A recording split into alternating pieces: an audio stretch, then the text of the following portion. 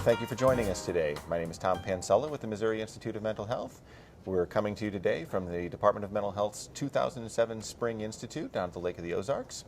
With me today is Lynn Chambers-Ketchens. She is the CEO and principal of Chambers & Associates, LLC in Grand Chain, Illinois. She's going to give us an overview of mentoring, especially at the professional mentoring level. And Ms. Ketchens, thank you for joining us this morning. Thank you. Why don't we start by giving us a definition of mentoring, the mentoring process, and we'll take it from there. Well, from the Greek mythology, the story of Homer, we learned that a mentor is someone that's a coach or a guide. And I gave a mnemonic in yesterday's workshop to help you remember the roles of mentoring. If you remember the word mentor, the M stands for modeling, because an effective mentor models appropriate behavior.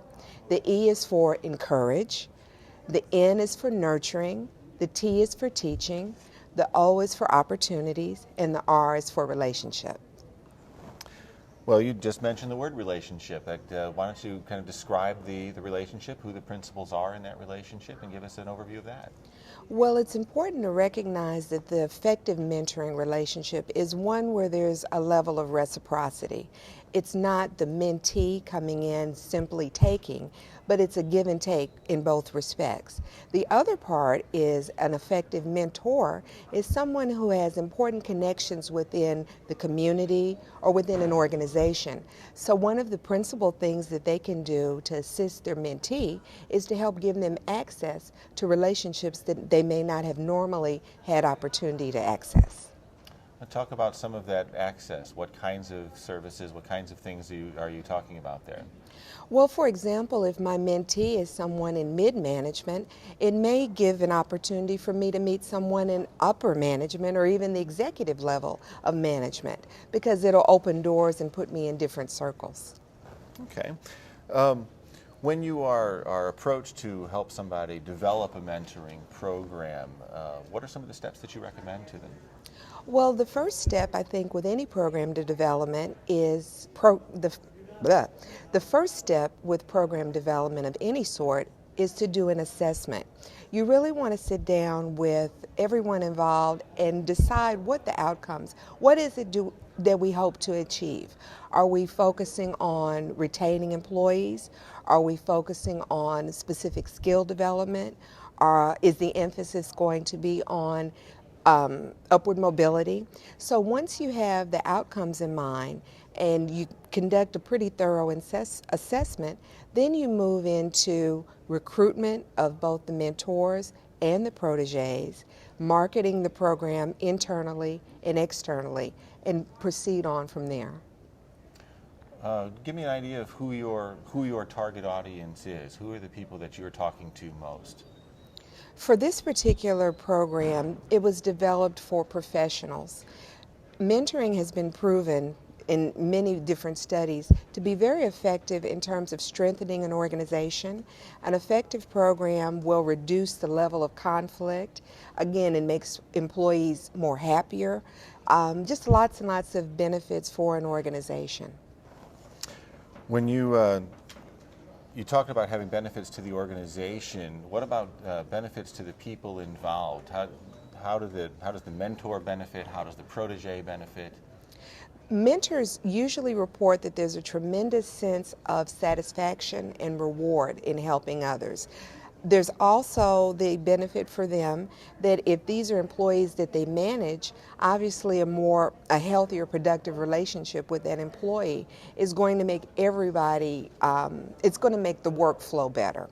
For the protege, of course, the relationship that they establish with their mentor gives them someone who's going to be a coach, a cheerleader, a level of support within the organization, sounding board, and someone who can give them valuable advice. How do you match people up? What is a mentor? What is a protege? How do you put those people together? Well, there's lots of different models. Some models do it very informally. They have a social, put out some chips and cheese, and let people mingle and see who naturally gravitates towards one another, and the matches are made that way. Other programs do it much more scientifically, where there's a tool, an inventory where you look at skills and interests. The assessment process that I referenced earlier is another way that you can collect data, look at all of that, and figure out which personalities might gel better, and most importantly, what are the needs? What are the strengths of this person? What are the non-strengths of this person? And how you can put people together to balance those two. Well, who usually comes to you? Are you usually targeting people who want to be mentored or people who want to be mentors? Well, my specialty at this point is program development.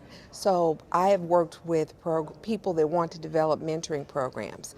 Also, a community-based model is as most people are familiar with, big brothers and big sisters. Mentoring is used a lot in youth service programs. So describe the session.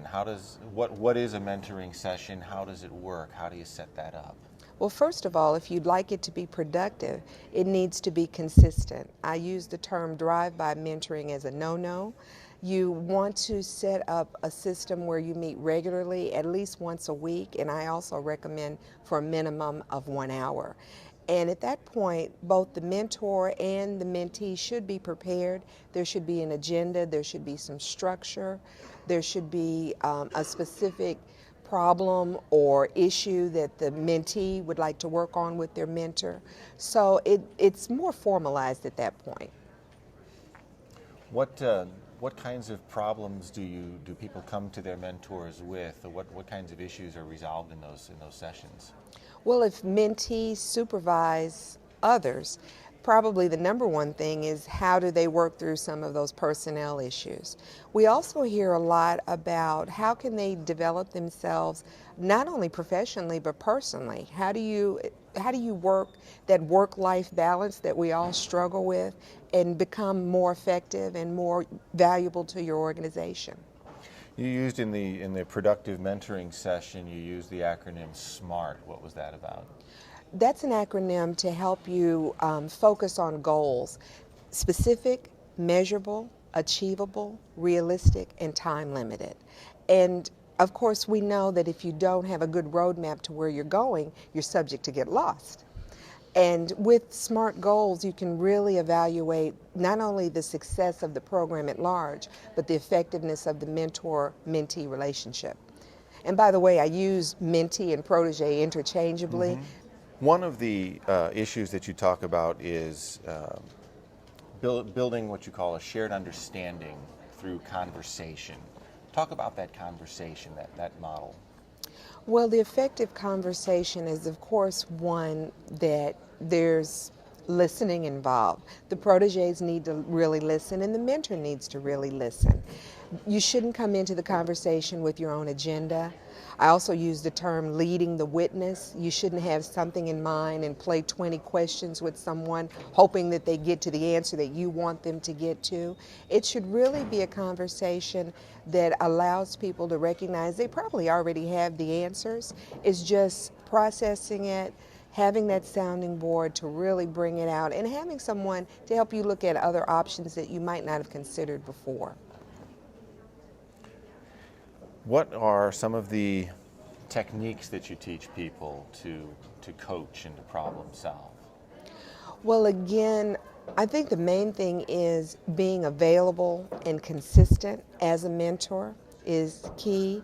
The second thing is when you meet with your protege to really not always reflect your experiences. Of course, it is appropriate at some point, but to really try to look at it with a fresh eye and put yourself in the protege's place and help them to sort through whether it's organizational politics and culture, whether it's a training need that may be identified as a result of the conversation, whether it is a network that they need to be involved in for additional support. So there's lots of different areas that you can focus on, but really trying to be objective and provide that fresh perspective.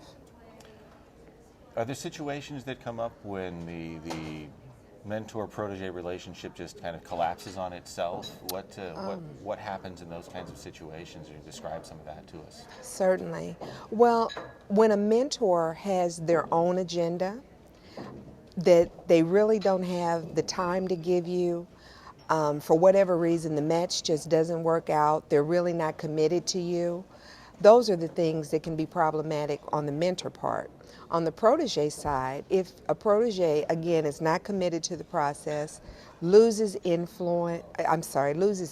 in the process, isn't listening, isn't really working on their goals, then it's just not effective anymore. Know when to hold them and know when to fold them, I say. So what do you do in those situations? Do you ever have to intervene, or is there somebody else that's appointed to intervene in those situations? How do you rebuild it or take it apart or something like that? Well, in the mentor-protege relationship, most of the time there's a sense of this isn't working. And in the orientation and training that you would have before people begin the project or the program, you would talk about that. And once those warning signs start to occur, for example, if the issue is because the mentor no longer has time, maybe their circumstances change, they have other projects and they just don't have time, then you would work to try to find another match for the protege. So it's basically teaching people up front, these are the signs where it's not working. If you can address something at that point, then let's do that. But if not, then let's have a pool of other mentors available that we can rematch and keep going. Take us through a little bit of the orientation process. Do you take people through the training that are just mentors and then just proteges, or are people together in the room through an orientation? How does the orientation process work?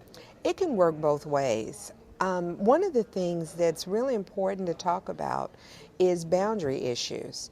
It's really a challenge to be friendly but not be a friend. Because there's going to be a point in a good mentoring relationship where a mentor is going to tell you something you may not necessarily want to hear. And you have to recognize that to be effective, you can't take it personally, that constructive criticism, I don't care how you phrase it, always seems like criticism to people. And if you don't have those boundaries clearly established, then people can take things personally and there can be conflict. With youth programs, one of the challenges we find is if you're working with families that have a lot of issues, then the family winds up looking to the mentor to be the savior and Santa Claus. And that's not their role at all. So mentors really have to understand what their limits are and learn to live with those. Is there an accompanying code of conduct or ethical code that people are taught or agree to follow as they become part of this process? That's certainly up to the program developer to develop individually. But yeah, there's some obvious things that would go with any program development. I would probably, if I was doing that training, talk about the NASW Code of Ethics, since I'm a social worker by background, and pull some pieces and really look at their code, because the code is very stringent and a lot of other professions look at the NASW code as a model. So that might be a good way to start. But obviously there's an obligation to treat each other with fairness, dignity, and respect. Is there, does it ever self-perpetuate? Do people who are proteges for a while that become mentors later on down the line? Certainly. And that's a key to really looking at, has this been successful? When I've poured into you, then I can pour into others. At what point does a mentor-protege relationship end? I mean, in a workforce environment, are you looking to achieve a promotional level? Are you looking to achieve some level of independence? I mean, is there a cutting of the cord between the mentor and the protege that says we've been successful? Certainly, when those SMART goals that I referenced earlier, when those goals are met, that's a big indicator, of course.